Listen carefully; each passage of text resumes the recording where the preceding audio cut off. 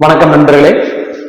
இன்றைய பதிவுல நம்ம பார்க்கக்கூடிய நட்சத்திரம் பாத்தீங்கன்னு சொன்னோம்னா உத்திரட்டாதி நட்சத்திரம்ங்க. இந்த உத்திரட்டாதி நட்சத்திரத்துக்கு பாத்தீங்கன்னு சொன்னோம்னா இருக்கக்கூடிய ராசி மீன ராசி.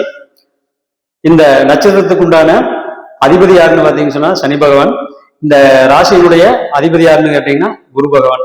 அப்போ இயற்கையாவே பாத்தீங்கன்னு சொன்னோம்னா இந்த நட்சத்திரம் பாத்தீங்கன்னு சொன்னா ஒரு மேல் நோக்கு நாள். அதே மாதிரி இது ஒரு மனுஷ கணம். அப்ப இயற்கையாவே பாத்தீங்கன்னு சொன்னோம்னா இவங்களுக்கு வெளிப்படையான தன்மை மிகவும் அதிகமாக இருக்கும். எதையுமே பாத்தீங்கன்னு சொன்னா யதார்த்த மனப்பான்மையுடன் இருக்கக்கூடியவங்களா இருப்பாங்க. எதுக்குமே பாத்தீங்கன்னு சொன்னா பந்தா பகட்டு ஆடம்பரம் இதெல்லாமே பாத்தீங்கன்னு சொன்னா விரும்ப மாட்டாங்க. பொதுவா மந்திர ஜபம், ஆன்மீக ஈடுபாடு, அதே மாதிரி பாத்தீங்கன்னு சொன்னோம்னா கோயில்களுக்கு பாத்தீங்கன்னு சொன்னா பாத யாத்திரை போறது, அதே மாதிரி பாத்தீங்கன்னு சொன்னா கோயில்களுக்கு பாத்தீங்கன்னு சொன்னா புனித பிரயாணங்கள் போறது, இந்த மாதிரி விஷயங்கள் எல்லாம் இவங்களுக்கு ரொம்பவே ஈடுபாடு அதிகமாக இருக்கும். அதே மாதிரி இவங்களுக்கு இயற்கையாவே கடல் சம்பந்தப்பட்ட தொழில் இவங்களுக்கு அதிகமா வருங்க. என்ன காரணம்னு கேட்டீங்கன்னாங்க, இந்த உத்திரட்டாதி நட்சத்திரம் இருக்கக்கூடிய ராசி மீன ராசிங்க. மீன ராசி பாத்தீங்கன்னா ஒரு ஜலராசி. இன்னொன்னு இந்த உத்திரட்டாதி நட்சத்திரத்துக்கு உண்டான அதிபதி யாருன்னு கேட்டீங்கன்னா சனி பகவான். இந்த சனிதேவ் பாத்தீங்கன்னா ஜீவனகாரகன், அதாவது தொழிலுக்கு காரகன். அப்ப இயற்கையாவே பாத்தீங்கன்னா இவங்களுடைய தொழில் பாத்தீங்கன்னு சொன்னோம்னாங்க தண்ணி சம்பந்தப்பட்ட, அதாவது ஜலம் சம்பந்தப்பட்டது அமையுங்க உங்களுக்கு. அப்போ இயற்கையாவே உங்களுக்கு ஜலம் சம்பந்தப்பட்ட தொழில் அமையுங்க. அதே மாதிரி பாத்தீங்கன்னா கப்பல்ல வேலை செய்யறது, அதே மாதிரி பாத்தீங்கன்னு சொன்னோம்னா கடல்ல வேலை செய்யறது, கடல்ல ஆராய்ச்சி, இந்த மாதிரி இதுல உங்களுக்கு ரொம்பவே அதிகமாக தொழில் பாத்தீங்கன்னு சொன்னா அமையக்கூடிய தன்மை இருக்குங்க. அதே மாதிரி இவங்களுக்கு இயற்கையாவே பாத்தீங்கன்னு சொன்னோம்னாங்க தொழில் திறமை மிகவும் அதிகமாக இருக்குங்க. என்ன காரணம்னு கேட்டீங்கன்னாங்க, இந்த சனியினுடைய நட்சத்திரம் குரு வீட்டுல இருக்கிறதுனால எந்த தொழில் செஞ்சாலும் பாத்தீங்கன்னு சொன்னா இவங்களுக்கு அதுல ஒரு திறம்படம் செய்யக்கூடிய தன்மை அதிகமாக இருக்குங்க. எந்த அளவுக்கு தொழில எக்ஸ்ட்ரீம் லெவலுக்கு வேணாலும் இவங்க போவாங்க. அதே மாதிரி பாத்தீங்கன்னு சொன்னா பொதுவாக இவங்களுக்கு சயின்டிஸ்ட், அதே மாதிரி பாத்தீங்கன்னு சொன்னோம்னா ஒரு அறிவியல் ஆராய்ச்சி இருக்கிறவங்க, பூமி சம்பந்தப்பட்ட ஆராய்ச்சியில் இருக்கிறவங்க, இந்த மாதிரி இவங்களுக்கு எல்லாத்துக்குமே இந்த உத்திரட்டாதி நட்சத்திரம் ரொம்பவே சப்போர்ட் பண்ணுங்க. அதே மாதிரி இந்த 11வது வீட்டு அதிபதியும் யாருன்னு பாத்தீங்கன்னா சனிதானுங்க. 10வது வீட்டுக்கு அதிபதி சனிதான். அப்போ 10வது வீட்டுக்கு அதிபதி 11வது வீட்டுக்கு அதிபதியான சனியினுடைய நட்சத்திரம் 12வது வீட்டுல இருக்கிறதுனால தொழில் இவங்களுக்கு எப்பவுமே அலைச்சல் உள்ளதா இருக்குங்க. அதே மாதிரி பாத்தீங்கன்னு சொன்னா எப்பவுமே இவங்களுக்கு லாபம் அப்படிங்கிறது எவ்வளவு வந்தாலுமே அதுல விரைவும் இருந்துட்டே இருக்குங்க. இன்னொன்னு இவங்களுடைய உத்திரட்டாதி நட்சத்திரம் பாத்தீங்கன்னு சொன்னா மனுஷ கிணம்ங்க. அப்ப இயற்கையாவே பாத்தீங்கன்னு சொன்னோம்னா யதார்த்தமான தன்மை அதிகமாக இருக்குங்க. யாரையுமே பாத்தீங்கன்னு சொன்னோம்னா பகைச்சிக்க மாட்டாங்க. எல்லாத்துக்கும் சப்போர்ட் தான் பண்ணுவாங்க. யாரையுமே விரோதம் பண்ணிக்க மாட்டாங்க. எந்த சொந்த பந்தத்தையும் வெறுக்க மாட்டாங்க. இவங்களுக்கு தான் மத்தவங்க ஏமாத்திட்டு போவாங்க, வெறுத்துட்டு போவாங்க. இவங்க அப்படி இருக்க மாட்டாங்க. பொதுவா இந்த நட்சத்திரம் பாத்தீங்கன்னு சொன்னா யார மேரேஜ் பண்றாங்களோ, பையனா இருந்தா பொண்ணு, பொண்ணா இருந்தா பையன், அந்த குடும்பத்து மேல பாத்தீங்கன்னு சொன்னோம்னா ரொம்ப பாத்தீங்கன்னு சொன்னோம்னா அன்பா இருப்பாங்க. அந்த குடும்பத்தை இவங்க நல்லாவே நிர்வாகம் பண்ணுவாங்க, நல்லா கவனிச்சுக்குவாங்க. இந்த குணம் இந்த உத்திரட்டாதி நட்சத்திரத்துக்கு அதிகமாக இருக்குங்க. மனைவி வீட்டு குடும்பத்தையும் இவங்க, அல்லது மனைவி வீட்டு குடும்பம் அல்லது கணவன் வீட்டு குடும்பம், இந்த ரெண்டு குடும்பத்தையுமே பாத்தீங்கன்னு சொன்னோம்னா நல்லா கவனிச்சக்கூடிய தன்மை இந்த உத்திரட்டாதி நட்சத்திரத்துக்கு அதிகமாக இருக்குங்க. ஏன்னு கேட்டீங்கன்னா அந்த 10, 11 அப்படி இந்த 10வது வீடு அப்படிங்கிறது பாத்தீங்கன்னா ஒருத்தருடைய ஆக்டிவிட்டிஸுங்க. 11வது வீடு அப்படிங்கிறது பாத்தீங்கன்னா அவங்களுடைய எண்ணம், செயல், லாபம், என்னென்னமெல்லாம் நிறைவேறாத ஆசைகள் இருக்கோ அது எல்லாமே அந்த 11வது வீடு தான். அப்ப இந்த 10, 11 சம்பந்தப்பட்ட சனி பாத்தீங்கன்னா குரு வீட்டுல இருக்கிறதுனால யாருக்குமே கெடுதல் நினைக்காத எண்ணங்கள் இவங்களுக்கு அதிகமாக இருக்குங்க. பொதுவா எந்த விஷயத்தையுமே பாத்தீங்கன்னு சொன்னா ஸ்லோவா தான் வேலை செய்வாங்க. பரபரப்பு இருக்காது, பரபரப்பும் இருக்காது. எதையுமே நிதானமா அணுகக்கூடிய தன்மை அதிகமாக இருக்கும். எந்த பிரச்சனையுமே பாத்தீங்கன்னு சொன்னா ஈஸியா ஃபேஸ் பண்ணக்கூடிய தன்மை அதிகமாக இருக்குங்க.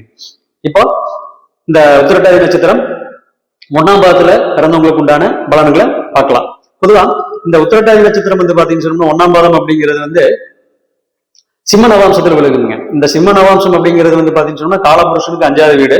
அந்த ராசியில உத்திரட்டாதி நட்சத்திரம் 1ஆம் பாதம் அப்படிங்கிறது பாத்தீங்கன்னு சொன்னா 2வது பாதம்ங்க. அப்போ இயற்கையாவே இவங்களுக்கு குடும்பம், குழந்தைகள், இதுல ரெண்டுலயுமே ஈடுபாடு ரொம்ப அலாதி பிரியமா இருப்பாங்க. குடும்பத்து மேலையும் குழந்தை மேலையுமே. அதே மாதிரி குழந்தைகளுக்கு பாத்தீங்கன்னு சொன்னா என்னென்ன அதாவது என்னென்ன கடமைகள் செய்ய வேண்டியது இருக்கோ அது எல்லாமே பாத்தீங்கன்னா குறைவில்லாம செய்வாங்க. அதே மாதிரி குழந்தைகளையும் பாத்தீங்கன்னு சொன்னா நல்லா படிக்க வைப்பாங்க, நல்லா பாதுகாத்துக்குவாங்க. அதே மாதிரி குழந்தைகளும் பாத்தீங்கன்னு சொன்னோம்னா நல்லாவே இவங்களுக்கு ஒத்துழைச்சு போகக்கூடிய குழந்தைகளா அமையுங்க. பூர்வீக இடத்தை விட்டு இவங்க மாறி இருப்பாங்க. பூர்வீகம் இவங்களுக்கு சப்போர்ட் பண்ணாது. பணம் சம்பாதிக்கிறதுக்கு பாத்தீங்கன்னு சொன்னா ரொம்பவே அலைய வேண்டியது இருக்குங்க. அதே மாதிரி இவங்களுக்கு வந்து இயற்கையாவே வந்து பாத்தீங்கன்னு சொன்னோம்னா சொந்த பந்தங்களுடைய சப்போர்ட் வந்து கொஞ்சம் குறைவாதான் இருக்கு. இவங்க தான் மத்தவங்களை ஆதரிப்பாங்க, மத்தவங்க வந்து இவங்களை வந்து ஆதரிக்க மாட்டாங்க. அதே மாதிரி பூர்வீகம் வந்து இவங்களுக்கு இருந்தாலும் கூட அந்த இடத்துல இவங்கனால இருக்க முடியாது, அதைய அனுபவிக்க முடியாதுங்க. அப்போ இவங்க எப்பவுமே பூர்வீகத்தை இடத்தை விட்டு மாறித்த இருக்கக்கூடிய தன்மை இந்த பூரட்டாதி நட்சத்திரம் 1ஆம் பாதத்துக்கு அதிகமாக இருக்குங்க. அடுத்தது உத்திரட்டாதி நட்சத்திரம் 1ஆம் பாதத்துக்கு அதிகமாக இருக்குங்க. இப்போ அடுத்தது வந்து உத்திரட்டாதி நட்சத்திரம் 2ஆம் பாதம்.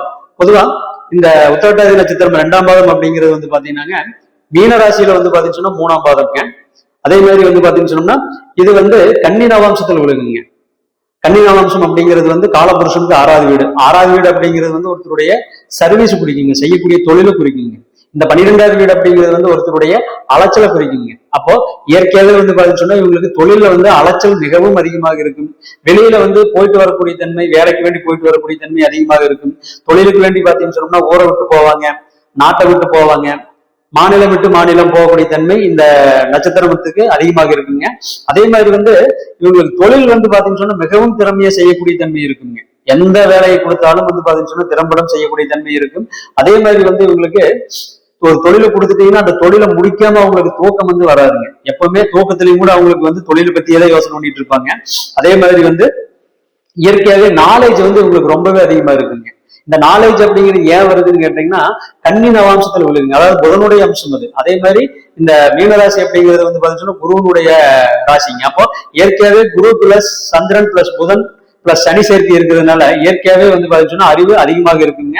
இன்னொன்னு இவங்க இந்த உத்திரட்டாதி நட்சத்திரம் 2ஆம் பாதம் வந்து பாத்தீங்கன்னாங்க இந்த எலக்ட்ரிக்கல் சம்பந்தப்பட்டதுங்க, ரசாயனம் சம்பந்தப்பட்டது, வயிறு சம்பந்தப்பட்டது, மெடிக்கல் சம்பந்தப்பட்டது, இந்த மாதிரி மெடிசன் எல்லாம் வந்து பாத்தீங்கன்னு சொன்னா வச்சு தொழில் பண்ணக்கூடிய தன்மை இவங்களுக்கு அதிகமாக இருக்குங்க.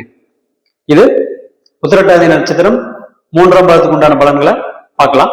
இப்போ இந்த உத்திரட்டாதி நட்சத்திரம் 3ஆம் பாதம் அப்படிங்கிறது வந்து பாத்தீங்கன்னாங்க மீனராசியில வந்து பாத்தீங்கன்னு சொன்னோம்னா 4ஆம் பாதம்ங்க.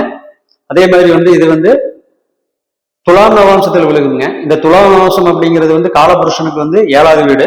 அப்ப இயற்கையாவே வந்து பாத்தீங்கன்னு சொன்னோம்னா இவங்களுக்கு பலன் எப்படி சொல்லணும்னு கேட்டீங்கன்னா குரு பிளஸ் சந்திரன் பிளஸ் சனி பிளஸ் வந்து பாத்தீங்கன்னு சொன்னா சுக்கிரன். அப்ப இயற்கையாவே இந்த ஜாதகர் வந்து அதிர்ஷ்டமான ஜாதகருங்க.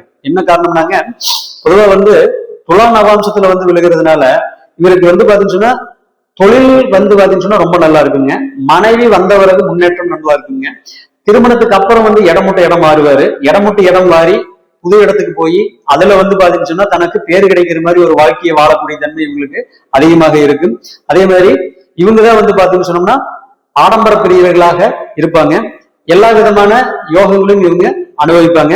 நல்ல மனைவி அல்லது நல்ல கணவன் கிடைக்குங்க. திருமணத்துக்கு அப்புறம் வந்து பாத்தீங்கன்னு சொன்னோம்னா இவங்களுடைய முன்னேற்றம் வந்து ரொம்ப நல்லா இருக்கு. அதே மாதிரி பொருள் வந்து இவங்ககிட்ட வந்து தங்காது. எவ்வளவு வருமானம் வந்தாலும் வந்து பாத்தீங்கன்னு சொன்னோம்னா விரயமாயிட்டே இருக்கு. அப்ப இயற்கையாவே இவங்களுக்கு வந்து சுப விரயங்கள் இருக்கக்கூடிய நட்சத்திர பாதமா இந்த உத்திரட்டாதி நட்சத்திரம் 3ஆம் பாதம் இருக்குங்க. அடுத்தது வந்து உத்திரட்டாதி நட்சத்திரம் 4ஆம் பாதத்துக்கு உண்டான பலனை பார்க்கலாம். இந்த உத்திரட்டாதி நட்சத்திரம் 4ஆம் பாதம் அப்படிங்கிறது வந்துங்க அந்த ராசியில, அதாவது வந்து மீன ராசியில 5வது பாதம். இது விலகக்கூடிய நவாம்சம் வந்து பாத்தீங்கன்னு சொன்னா விருச்சிக நவாம்சம்ங்க. இந்த விருச்சிக நவாம்சம் அப்படிங்கிறது வந்து காலபுருஷனுக்கு 8வது வீடு. அப்போ பொதுவாகவே வந்து பாத்தீங்கன்னு சொன்னோம்னா இது மோட்ச நவாம்சத்தையுமே மோட்ச ராசியிலையும் இருக்கிறதுனால இயற்கையாவே இவங்களுக்கு வந்து ஆன்மீக தேடல் அதிகமாக இருக்கும். எப்ப பார்த்தாலும் வந்து பாத்தீங்கன்னு சொன்னா கோயில் குளம் அப்படின்னதே போயிட்டு இருப்பாங்க. அதே மாதிரி கோயில்களுக்கு வந்து பாத்தீங்கன்னு சொன்னா நன்கொடை கொடுக்கறது, கோயில்களுக்கு வந்து பாத்தீங்கன்னு சொன்னா புனரமைக்கிறது, கோயில்களை வந்து பராமரிக்கிறது, கோயில்களுக்கு வரக்கூடிய விழாக்களுக்கு வந்து பாத்தீங்கன்னு சொன்னோம்னா தன்னால முடிஞ்ச உதவிகளை செய்யறது, கோயில்களுக்கு வந்து பாத்தீங்கன்னு சொன்னோம்னா சேவை செய்யறது, இது எல்லாமே உங்களுக்கு ரொம்பவே பிடிச்ச விஷயமாக இருக்குங்க. அதே மாதிரி யோகா, மந்திரம், ஜபம், இந்த மாதிரி விஷயங்கள்ல ரொம்பவே ஈடுபாடு அதிகமா இருக்குங்க. டெய்லி வந்து பாத்தீங்கன்னு சொன்னா மந்திர உச்சாடனம் பண்ணிட்டே இருப்பாங்க.